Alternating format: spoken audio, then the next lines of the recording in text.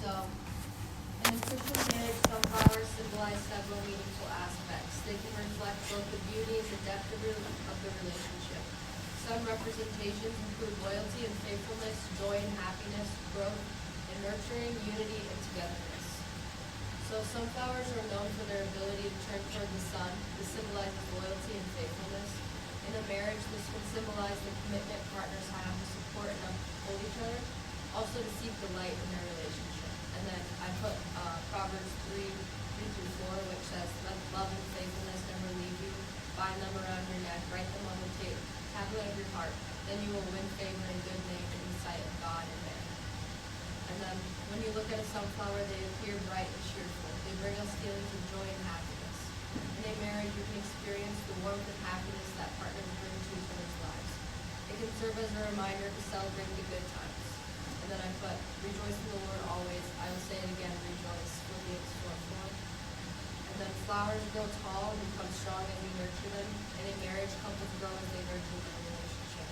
It is important to cultivate love and have patience as the relationship matures.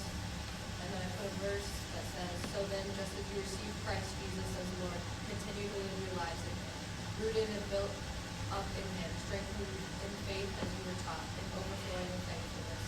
That's Colossians 2:6-7. And then last, most sunflowers grow in clusters, which shows strength can be found in unity. In a marriage, it is important to work together as a team.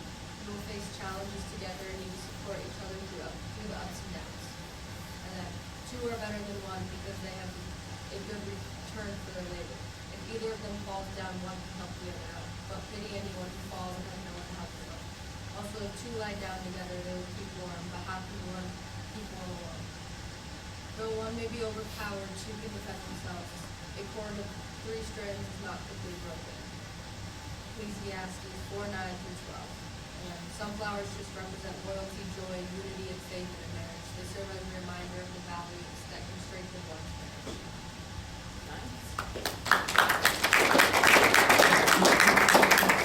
Maybe when you get married, you'll have a sunflower bouquet. How many people like sunflowers? I do too. I like, you know how they grow like weeds on the side of the road? I'm forever like picking them, and I attach them to my bike when I'm out riding on the roads. I just stick them on there and ride. All right, I wanted to schedule next week's presentation. So we have roughly 2 to 3 spots per day. So I'll take some volunteers. Let's give precedence to people who haven't had a chance to do any yet. Do something. All right, Michael, what day? Any day is fine. All right, so we're dealing with 10 to 13. All right, we'll make you Monday. Okay. All right, Brady, how about you? Whenever. Monday, okay? Yep. All right. Brett, Tuesday? Sounds good. All right. Now I pronounce your name Julissa, right? Julissa, Tuesday. Okay. Who else hasn't gone at all? Jeanette. All right, Wednesday we'll get you, okay? So you're 12. Okay, who else wants to go next week? All right, Wednesday?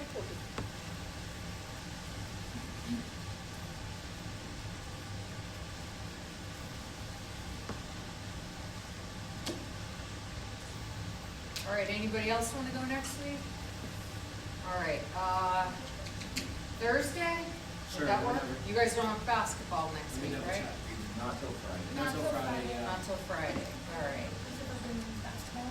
All right, so Sam's gonna go, we'll put you Thursday. Perfect.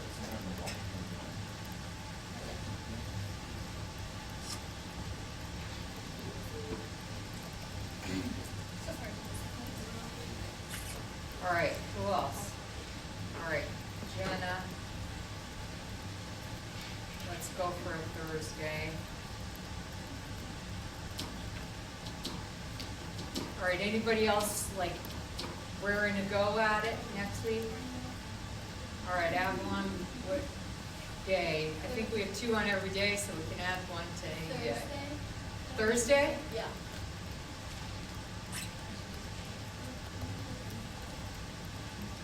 All right, anybody else? All right, what day do you want to do? Wednesday.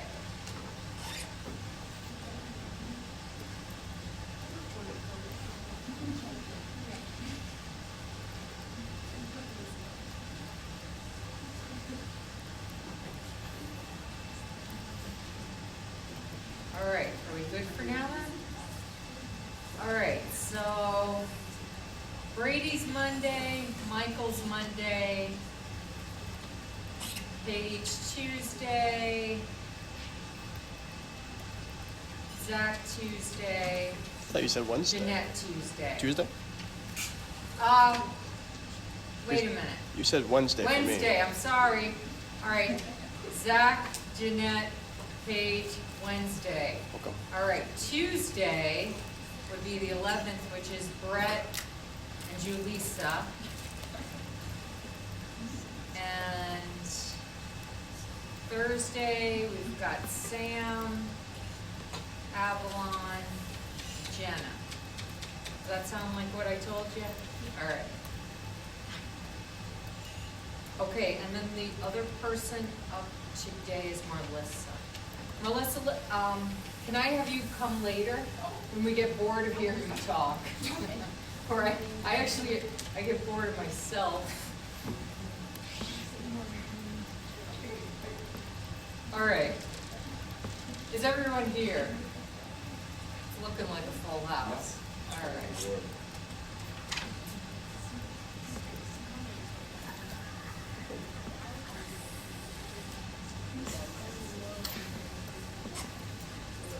All right, today we are going to we're going to keep working on sacred marriage. All right, so the exam next week that's due Friday is going to be on chapters 1 through 6, which we did, and then this sacred marriage lecture. So that's 7 things. All right, after we finish sacred marriage, which is going to happen next week, we're going to start parenting, and the parenting thing we're not testing on parenting next week though. All right, so it stops after this lecture, all the stuff for the midterm. I feel like marriage kind of just, happens. But once you have kids, It doesn't happen as easily? No. This is, you know what, there is some truth to that. Yeah. You think you got it figured out? No way you Yeah, have it like- figured out.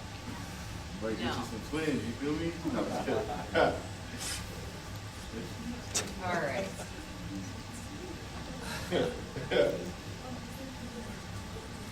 Thought I had that.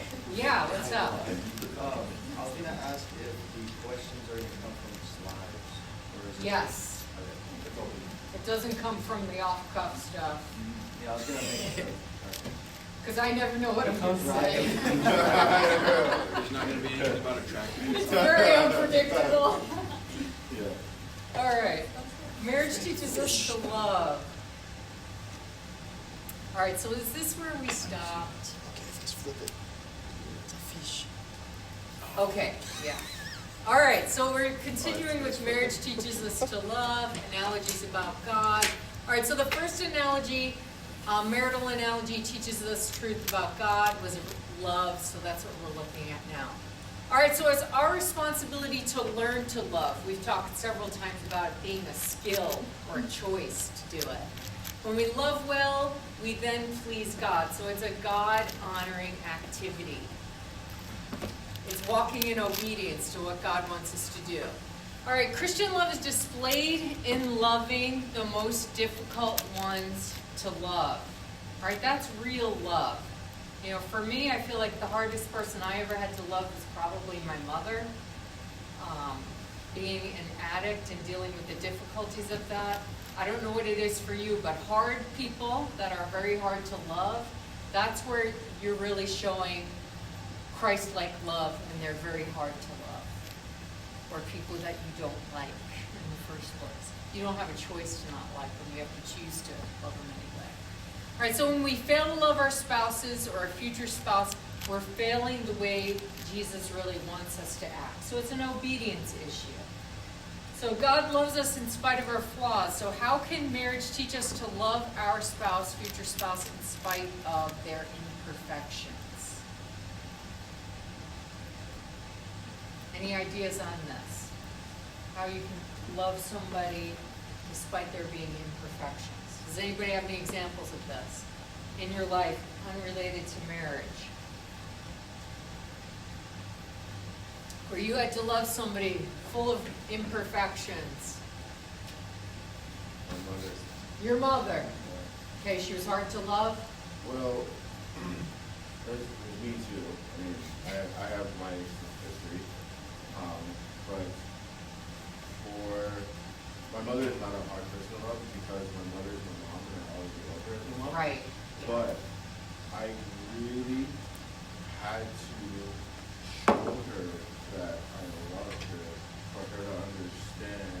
Be expressive Yeah, in the way you love? like I really had to go out of my way to express my love for my mom and make sure that she felt like I loved her.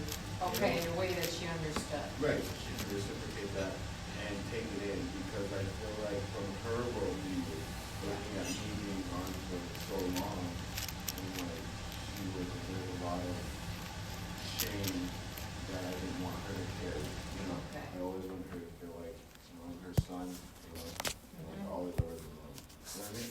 Yep. So, All right, any other thoughts on this one? Dylan, what do you think? My little sibling, Okay. he's definitely got his moments, and like as of late, he's been saying a lot of things about our parents that aren't necessarily true. Okay. So it's very difficult, like anytime he calls me or sends me a message, to still respond in such a way that shows love, because my knee-jerk reaction to a lot of this is, "Oh, like he's texting again," Right, you know, it's or annoying. just because it's hard to really like him as well Yeah. because of those things, and so trying to look past those and just like going back to the roots of like he's my little brother and I'm supposed to love him and be there for him, and hopefully, you know, he'll come around eventually, but, you know, continuing to show love despite the fact that I don't want to, essentially. All right, so hopefully you guys have marriages where it's easy to love the other person. But sometimes when things start out, you don't always know what the whole package is gonna be. And there are circumstances in people's lives as time goes on where they might develop bitterness in their life or allow some sort of sin in their life, or I don't know, maybe even like a mental illness can come up that you weren't expecting would happen. So you'd still have to make that choice to love that person even when it's difficult, but hopefully that's not a path that you have to take. But obviously there's gonna be lots of people in your life that are like this, that are difficult to love in general. All right, marriage teaches us to respect others. All right, so focus efforts on giving respect even when we might know their deepest character flaws. All right, so when you're married to someone, you know the good, the bad, and the ugly, and sometimes you lose respect for that person. All right, but remember what I said before, one of the best ways to probably combat that is to recognize your own imperfections first, to help realize that you're imperfect, they're imperfect, and you still have to show them respect despite the way they might be acting. All right, many marriage problems arise from the differences between men and women and the individual's failure to understand those differences. All right, so this is the whole, what was that book? Men are from Venus, women are from Mars, or is it the opposite way? Women are from Mars or men are from Venus? I don't know what it was. But they're two opposites, and they can be difficult to understand the two things. So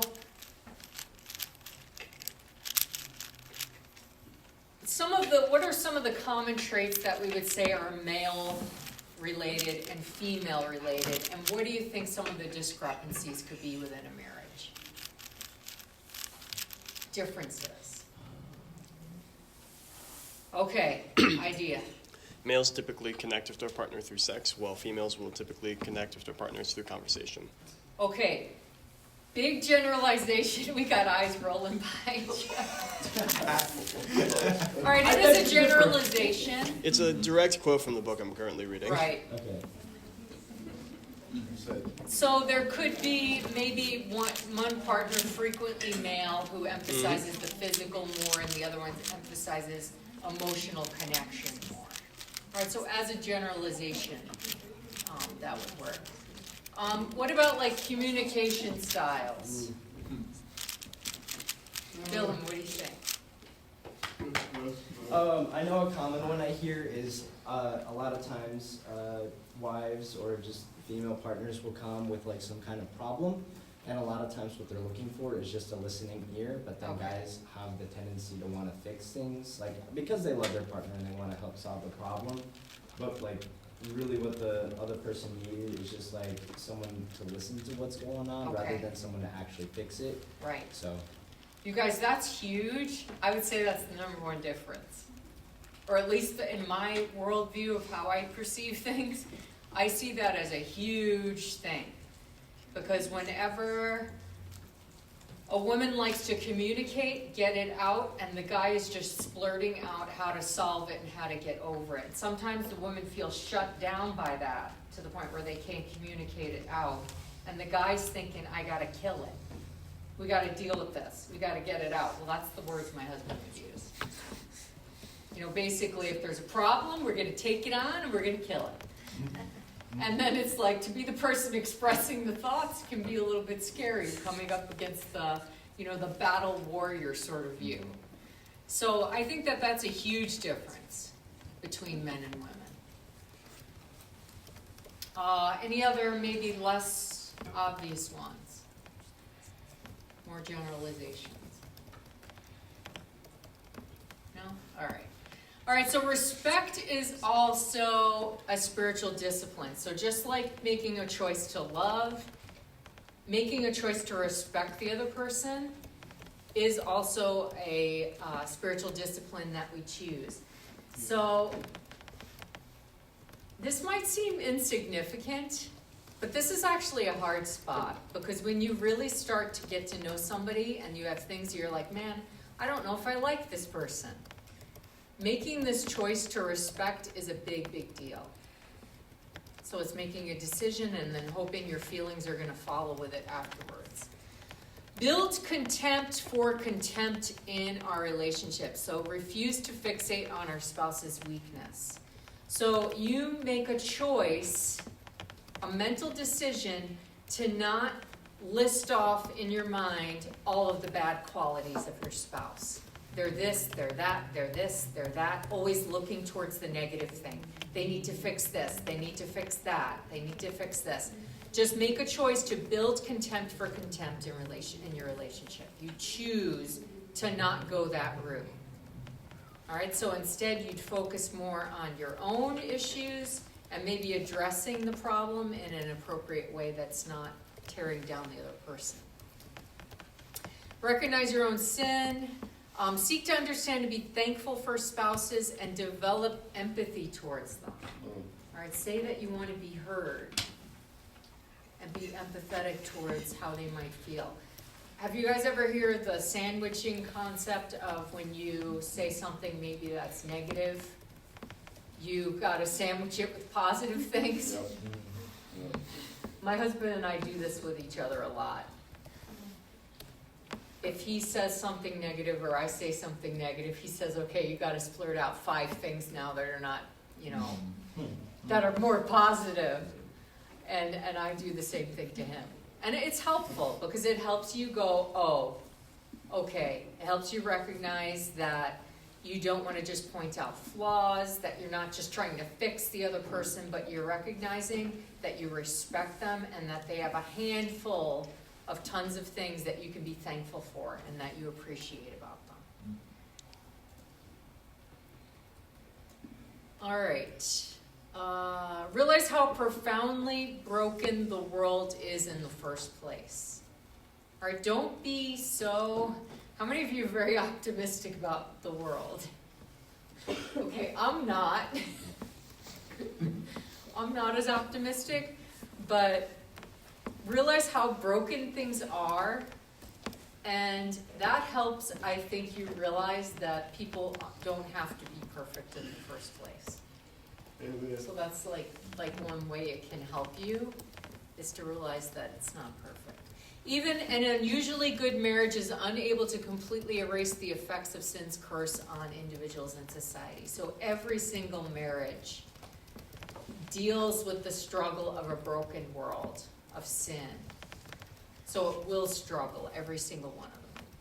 We must never be naive enough to think of marriage as a safe harbor from the fall. The deepest struggles of life will occur in the most primary relationship affected by the fall, marriage.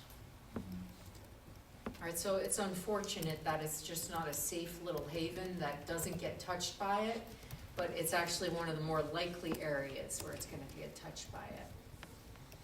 All right, when there's mutual respect in marriage, remember when we looked in Ephesians about laying on the love, laying on the respect, and how it gets in that really nice cycle where it's being poured back and forth to one person to the other. So when you hear positive things, you tend to say more positive things, and it just keeps going. All right, good marriage can foster good prayer. All right, so 1 Peter 3:7. Likewise, husbands, live with your wives in an understanding way. All right, so take that advice. Try to understand them, even if you don't understand the way they think. Showing honor to the woman as the weaker vessel. All right, she's physically weaker, still made in the image of God, but not as strong.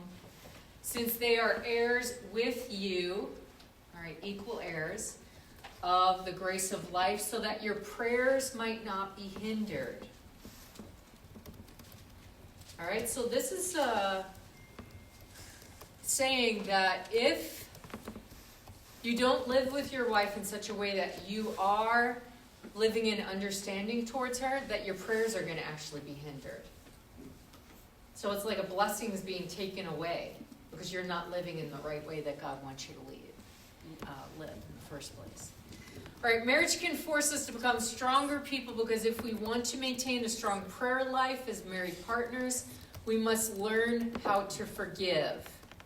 All right, we must become expert reconcilers. So it's difficult to pray with somebody that you hold contempt towards, that you haven't forgiven in the first place.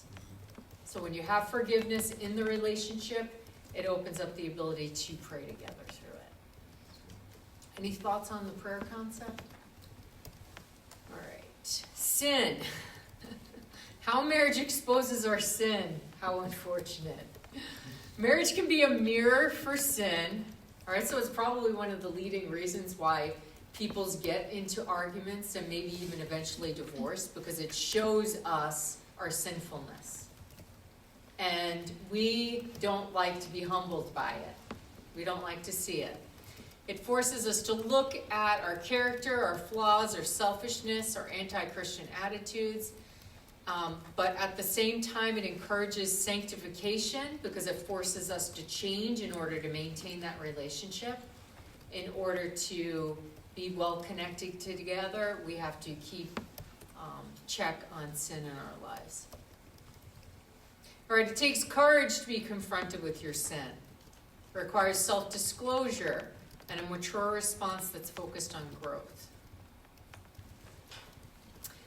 Behind virtually every case of marital dissatisfaction lies unrepented sin. So you could think about any time that you face some sort of dissatisfaction in your relationship and recognize the fact, what have I done? You know, what are my bad attitudes that could be causing me to feel this way? And, you know, how can I change it? And without mature biblical response, it can lead to sinful decisions and self-hatred. So you can hate yourself for acting the way that you do. All right, so how we respond to the sin of the other person is important. Forgiveness and love is what we need to offer. All right, building this spiritual discipline of perseverance. So, marriage can teach us about how to persevere. All right, when the Bible talks about perseverance, the words that it uses talks about you're persevering all the way from the time when you're saved, all the way into the time when you're fully redeemed in the end. So it's about keep going over and over and over and over and over. So marriage is also this long journey that goes through many different stages together that you have to persevere through. We talked about the U-shaped curve thing. How there's maybe that slump, but maybe the slump is too limited because there are valleys and highs and lows throughout it. So it takes a long time to develop intimacy and weave a history together. So you know that with your family, as you experience things, as you experience good experiences together and bad experiences, you get more connected over time. So it's the same is true in marriage. All right, so perseverance is required to get to that stage of you're that golden age couple when you're older and you've experienced a lot of hard times, good times together, and you can't really experience that if you haven't even tried to get there. All right, two imperfect people need to commit to growing to Christ together, basically, and persevere through it. All right, Marlissa, let's have you come up and show us your project. Marlissa made a game. Very creative concept. So just bear with me. Oh, yeah. Are you plugging in? Yeah. All right, let me move that. Forgot about this.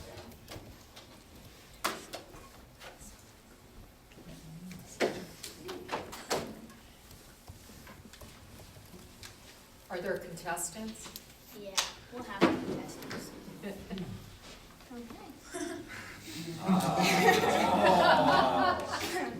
Okay, so it's kind of like a game show, so we're going to try and wing it. All right, welcome back to another week of Date or No Date. All right, I'll go through the rules again. Okay, how to play. First, we have our volunteer, and then they will come up and pick a briefcase, and then we will learn about the date that they picked.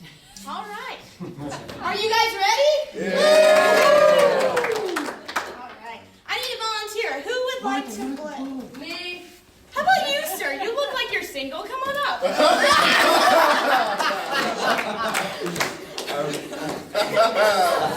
Oh, that's so Hey, what is your name, sir? Dylan. Dylan, nice to meet you. Welcome to our Great show. to meet you too. All right, we have 5 briefcases for you to choose from to pick your date. So go ahead, pick a number, any I'll go number. with lucky number 3. Oh, so it's just Number random. 3, yeah. All right. Number 3. All right, this is date number 3. Who's over your brothers? You chose the educational date. Oh! The educational date is about learning more about your partner through different ways and then learning how to work together. So these dates consist of like cooking classes or going to like art museums or stuff like that, volunteering, or even traveling together. Oh, I'm traveling. Okay. So this is the date that you want when you're like kind of getting to know your partner at the beginning, or not even if you have a partner, if you just got to know the person.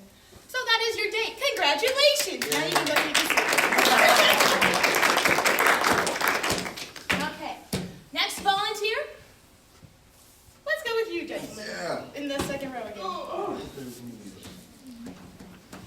All right. We are down to 4 briefcases. All right, so you can pick any of the remaining 4. I'll go with number 5. Number 5. Okay. Date number 5. The romantic date. You want the romantic date. The romantic date doesn't have to always be so intimate or candlelit. Sometimes it could just be having a conversation face to face, getting to know the person on a more intimate level. Yeah, these kind of dates consist of candlelight dinners, like I said, doesn't always have to be that way, dancing, stargazing, or even having the deep conversations, like I said. These are kind of to be planned, but yet relaxed, and shows like you are sincere about this person and you are serious about being in a relationship with this person. Perfect! Congratulations on your date! Bertie, what's your idea of a romantic date? No. All right. Volunteer number 3? That volunteer don't give you much. All right. So now we are down to our last 3 briefcases, 1, 2, and 4. Go ahead and take your pick. Number 1. All right. Date number 1. You chose the casual date. This is the date where you get to know the person. Not really so on like the entertainment or the educational one. The educational one's where you learn about the person and then learn together how you guys would work together. This one is the basics kind of stuff. Like, what do you do for a living and all that kind of stuff. These types of dates would be like going to a coffee shop, getting brunch after church, or even going on a double date with your friends. That way you have this group setting and know them on a group setting level, and then you can also have that personal level. So congratulations on your casual date that you won.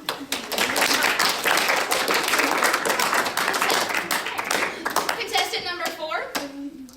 Michael. All right, come on up. Here he comes. We only have 2 and 4 left. Give me number 2. Number 2. Yeah. Date number 2. You chose the adventurous date. This is a personal favorite of mine. Not like I know, I've never gone on a date. So, the adventurous date is all about excitement, outgoing, or being spontaneous. This includes like rock climbing, doing sports, or even going to a sporting event, and then cultural experiences like traveling to Italy or something. These kinds of dates open up the doors for you to know how the person can have fun and if you guys can have fun together, and yet be a little competitive. So, congratulations on your adventurous date.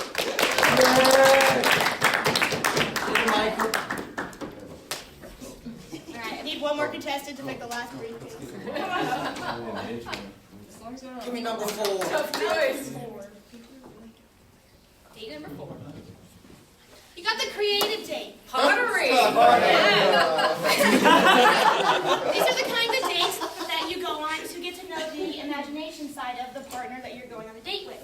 So creative, intriguing, or unique. These include pottery, spa days, or host a get-together with each other.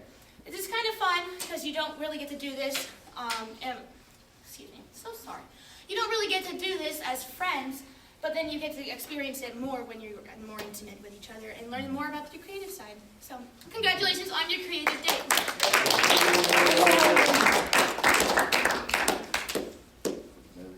Okay.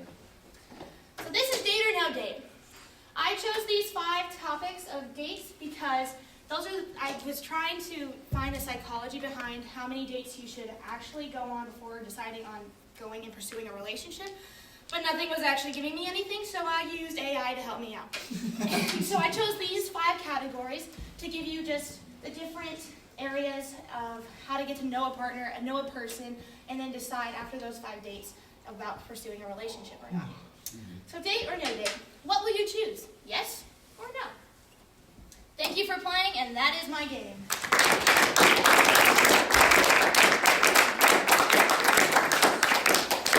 All right, just curious, what sort of dates would you guys choose? Man, I'm trying to be romantic. Which category? He likes gotta go for romantic. Go stargazing. How many romantic? Adventurous. I hate romantic. All right, how many say I want adventure? All right. All right, casual. That's like a We first got date. one casual in the back. All right, casual. Creative. What do you creative people want to do? So the pottery sounds good. So you need a guy that likes pottery, though. I like pasta.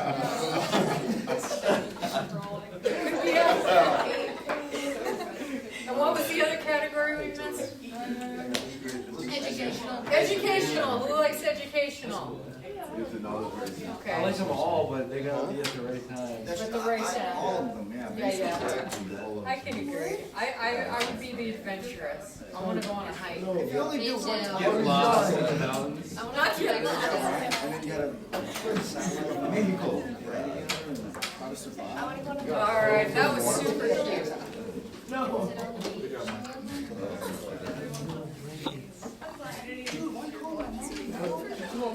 right.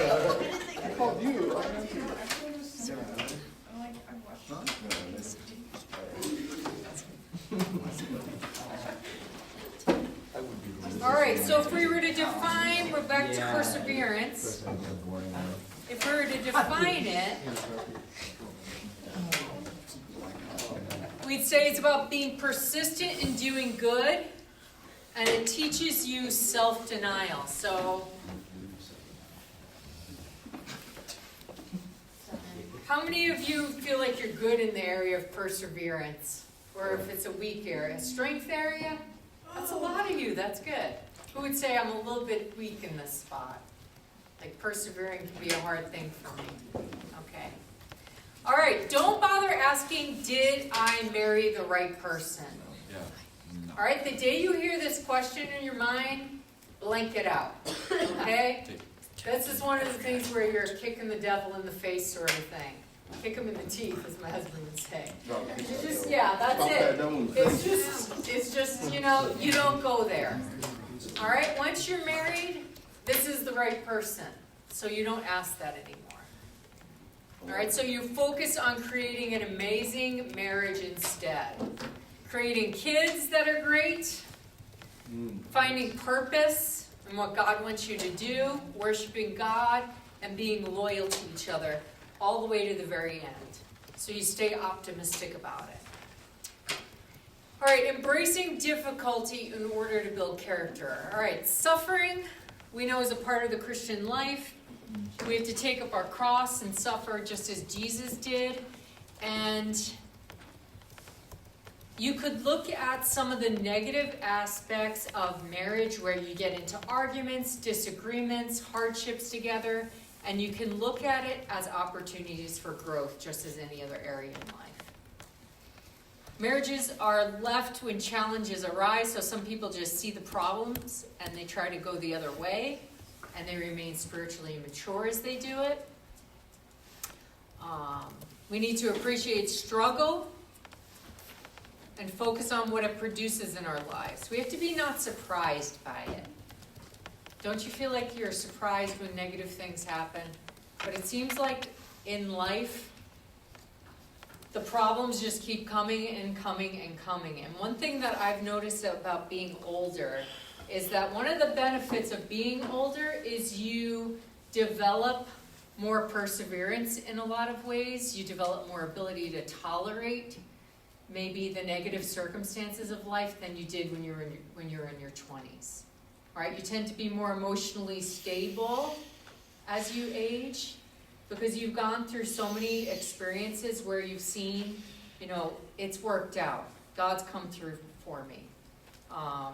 The problems do come, but we can overcome them.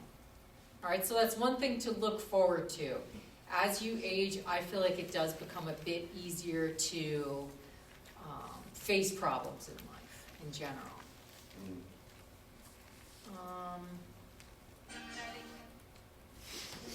All right, we must learn to appreciate struggle and focus on what it produces in our lives. So this would be like the concept that comes from, is it James chapter 1? Can someone pull up James chapter 1? Yes. Yes. You got it? I got it. All right. All right, so a good marriage is not something you find. It doesn't land in your lap. It's something you work for. You know, this can sound cliche-ish, but this is true. It's about working for it. You learn to be less selfish and to forgive more. All right, James chapter 1. Verse. I don't know. Okay. First 6 verses or something. Are you talking about consider it all joy? Yes, okay, yes. I got you. All right. All right. Count it all joy, my brothers, when you meet trials of various kinds, for you know that the testing of your faith produces steadfastness. For perseverance. For perseverance, and let steadfastness have its full effect, that you may be perfect and complete, lacking nothing. If any of you lacks wisdom, let him ask God, who gives generously to all without reproach. All right, so you're considering it pure joy when you face hardships, knowing not that you like to experience it, but what the results will be, the maturing, the getting through to the other side. All right, thanks for reading that. Mm-hmm.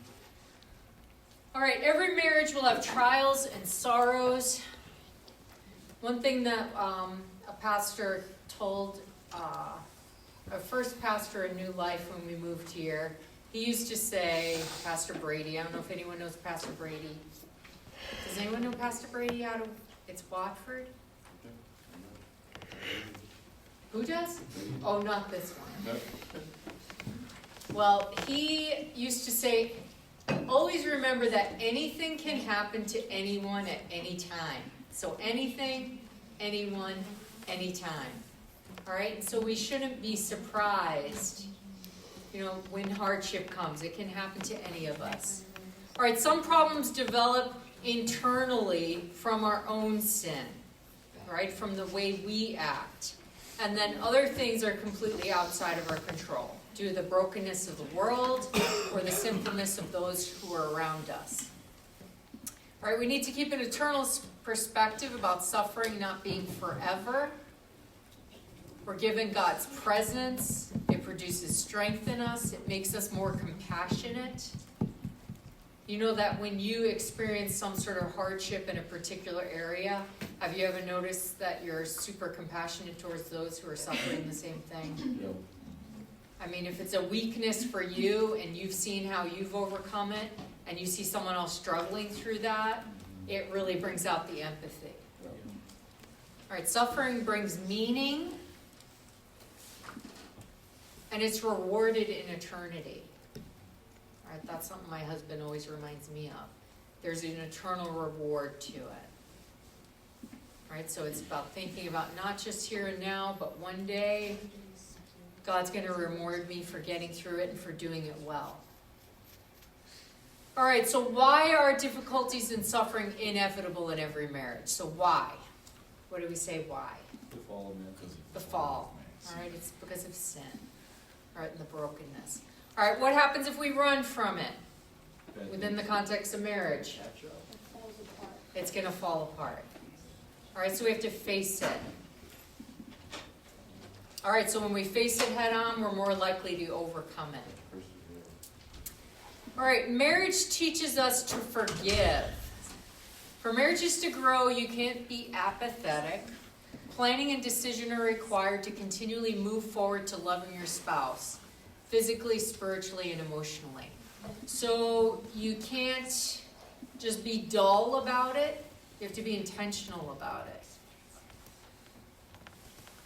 A mature husband and wife grows leaps and bounds spiritually as they learn to compromise and move toward each other. So if you're somebody where you are pretty dislike or you have a disagreement in one area, getting to the point where you can come to a compromise and move towards each other can really help you grow together. All right, not running from conflict. Mature adults realize that every relationship involves conflict, confession, and forgiveness. All right, one important thing would be when you have an argument, how many of you are the type that when you confront somebody and you start fighting, you just want to run out of the room or run out of the house and cake off? I sometimes feel that way, for sure. No conflict. I'm good. All right, so this is a common tactic that people have, where you want to run from it, but in marriage it's not an acceptable thing to do. All right, but if you need emotional maybe space to gather your thoughts, because sometimes if you're highly emotional, you can be acting out in ways that you're going to be sinning in. All right, so if you're so upset that you're going to maybe be screaming or saying things that you regret, then what I would do is you just say, you know what, I think I need to take the time to, I don't know, maybe go into my room, think this through. All right, so it's just verbalizing that maybe I need to remove myself from this situation because I don't want to sin against you and God by being so angry or upset about it or not thinking rationally about it. Okay? All right. Compromise. So compromise is the goal for two people to become one. All right? To truly hash through it.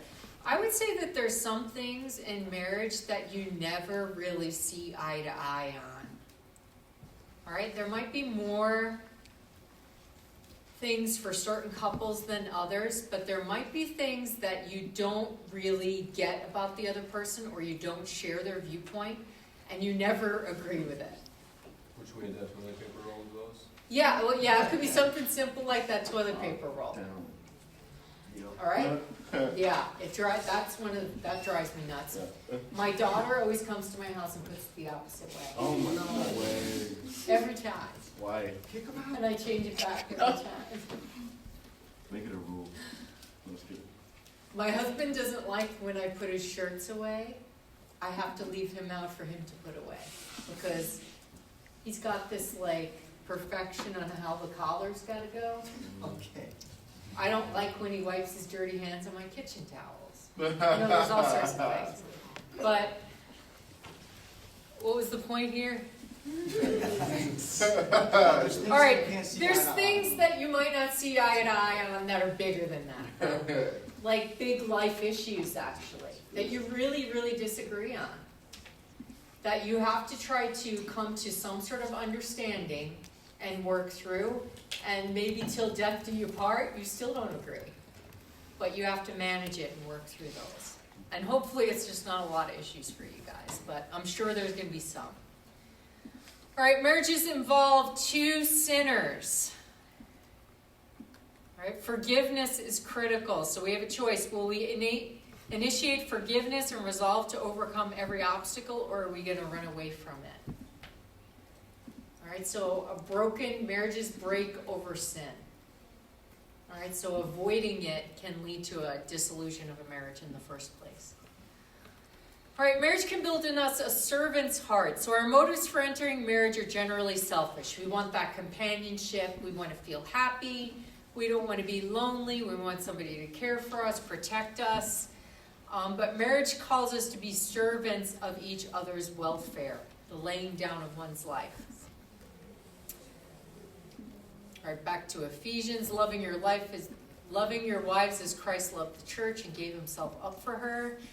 And then here's the call in Titus 2:4. Train the young women to love their husbands and children. So older women are admonished in the book of Titus to mentor younger women in how to love their husbands and to train their children. So it's a godly thing. It's something that we're told, as me being an older woman, I'm told that I have to do this. I work very hard at doing this for my kids as long as they're open to my advice. But giving them advice when they need it, and helping them to raise the best families that they can have. All right, so many marriages are filled with resentment, but voluntary acts of service can be the quickest way to replace resentment with love.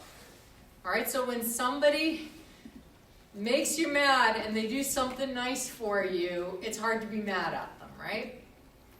All right, so here you can think of when we looked at the love languages.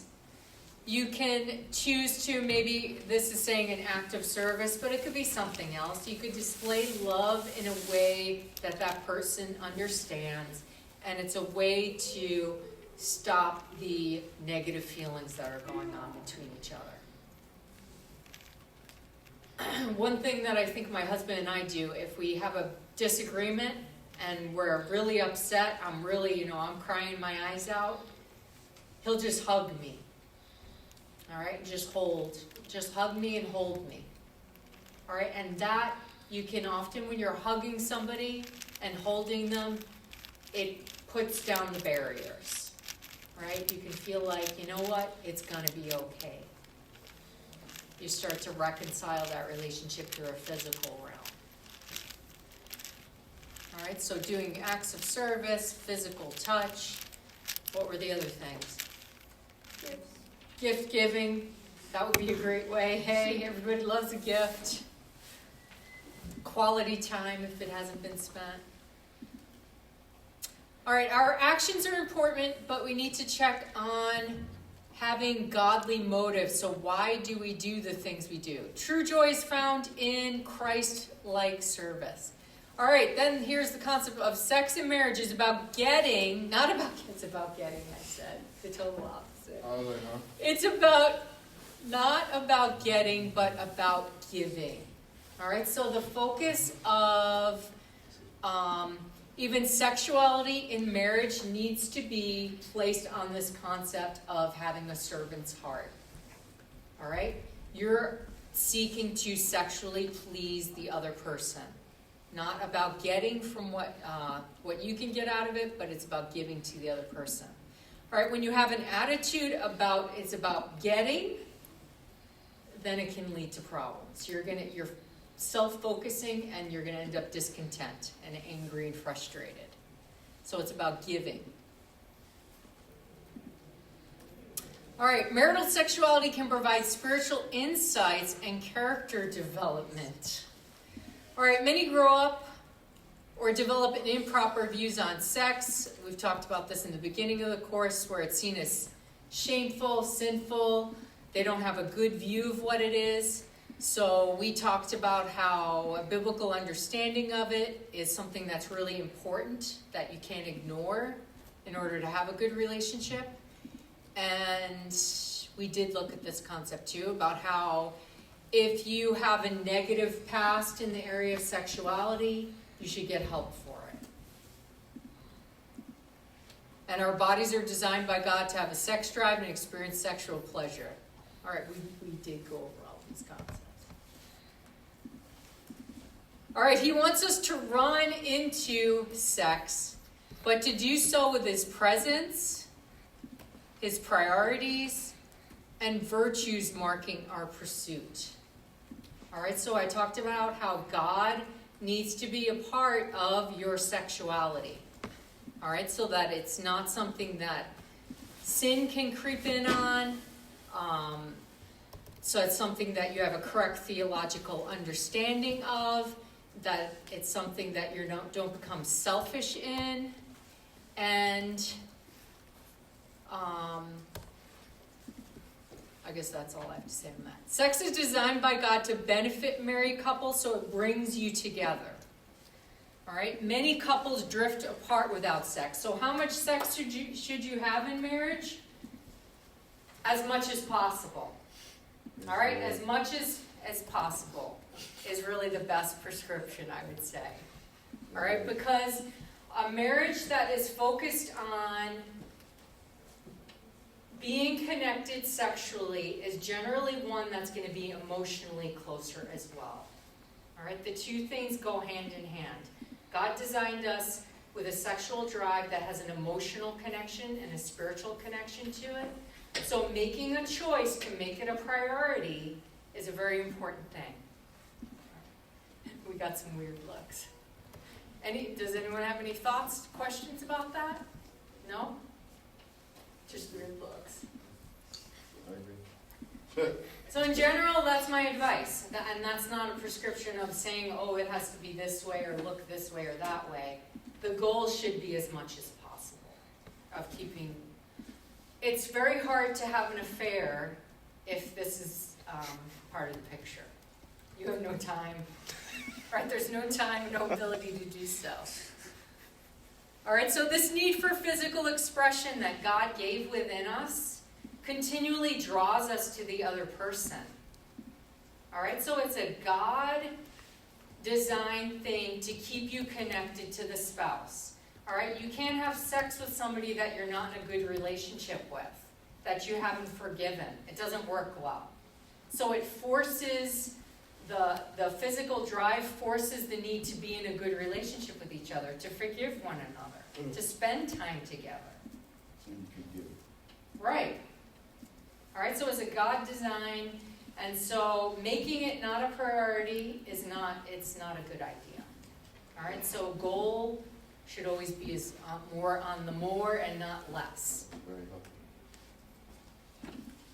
All right, many couples drift apart without sex. So if you do counseling for somebody and you ask, they say they're not emotionally connected, and you ask them, well, when was the last time you had sex? And they said 6 months ago.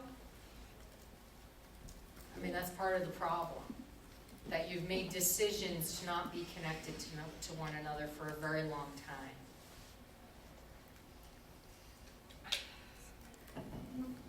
All right. How can marriage marriage can make us more aware of God's presence. So first thing, conversation. Our reaching out to each other mirrors God reaching out to us. And as he does so, his presence and character become better known to us. All right, so learning to seek and communicate and listen to each other leads to oneness in marriage. And it mirrors, like the way we need to talk to God in prayer, to be in communication, to be in a good relationship. Conversation makes that emotional connection between two people. All right, the transcendent ache. So we talked about this yesterday, I think, about how marriage isn't meant to meet every need of your life. All right, there's always going to be a part of us that is just bent towards God and is only fulfilled by God. And marriage doesn't meet every part of every need that we might have. All right, beholding the image of God. So our mate is helping us to complete a fuller picture of God's nature and person. All right, so in Genesis, it tells us that when we were created to be image bearers. All right, and as image bearers, we reflect the characteristics of God. And so in a relationship, as you grow together, more of these things, more of the characteristics of God can be demonstrated, and it can be shown to to each other and to the world. All right, so creation concept. So family life mirrors God's creative expression from conception to full development. So what does this mean? This basically is talking about how God is the creator of all things. He's the creator of life. And how, as a married family, you're reflecting God's creative abilities in your family through the creation of children, through the family life that you have together. And you create it for God's glory just as he creates. So it's another way to reflect him. All right. Marriage can develop our spiritual calling, mission, and purpose. So marriage and family life can limit how much we do. You remember when we talked about how being single gives you more time to do things? Yeah, it gives you more, there's less stuff to worry about. But what family does and what marriage does, it multiplies what we can become and what we can do. There's just becomes a lot more things that can be there. The energy we place in outward mission changes as our family go through different stages. All right, so when you're a young married couple, you have still more time and energy to do than when you're a couple that has just toddlers in the house or babies or something like that. And then as kids get older, you can do more things in your ministry together. Did any of you guys do ministry together as a family where you would do certain things? What did you, you guys are musicians, right? Yeah, well, I guess my dad has always been a pastor. Okay. But when I was little and we were all together, like my big brother was with us still and everything, we traveled and would sing and do preaching and stuff. So. Okay. Anybody else grow up that way? No. Abram, you did? What'd you guys do? You know, my parents were pastors, and so we all just kind of helped in the church around it. What sort of things did you do? Janitor work. Janitor work. And children's stuff. Okay, stuff with kids. All right.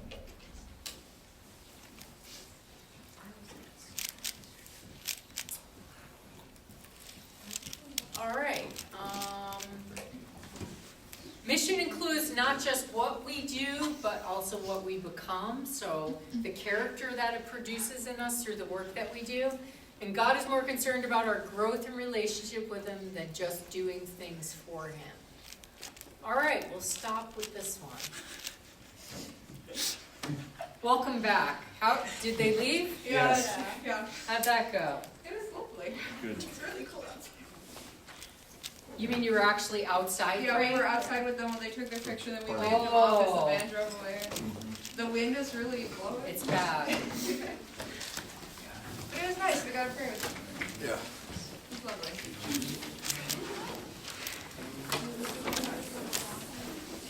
Okay.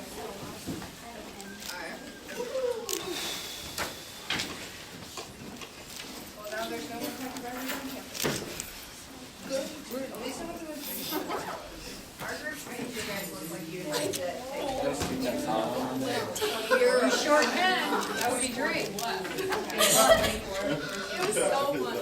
Nice. I love it. I love it. I'm gonna be scared. Let me tell you about marriage. Dude, you should do a rap for your project.